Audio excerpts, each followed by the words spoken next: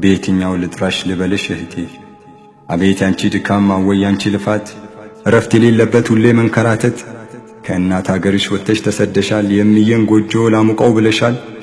ወገብሽ ተጣሞ አንገትሽ ተሰብሮ ማንነትሽ ጠፍቶ ውበትሽም ረግፎ፣ ለምዬ ላባዬ ለወንድም ለጋሼ ለእህቴ ለልጄ እንዲሁም ለአገሬ ልስራ እስቲ ልድከም ቢፈስ እንኳን ላቤ ብለሽ ተነስተሻል፣ መስዋዕት ሆነሻል። ምንም ሳይበግርሽ በሰው ሀገር ደክመሽ ተሰድበሽ ተገፍተሽ ግልምጫንም ችለሽ ዱላና መከራ ሁሉን አስተናግደሽ የሁሉ መከራ ችለሽም ሰብረሽ የላብሽን ዋጋ ካንቺ ከነፍስያ እምዬን አባዬን ወገን አስቀድመሽ የደከምሽበትን ሀገር ትልቅ ያለሽ።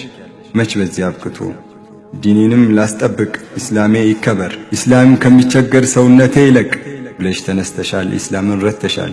ሌት ተቀን ደክመሻል፣ ለፍተሻል፣ ወጥተሻል፣ ላብሽን አፍስሰሻል። ስለ ዲንሽ ብለሽ ለኢስላም ኖረሻል።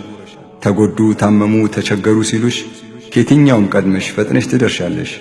መስጊድ አስገንብተሽ መድረሳ አሰርተሽ ኢስላምሽን እንጂ ሌላ ምን አንቻለሽ?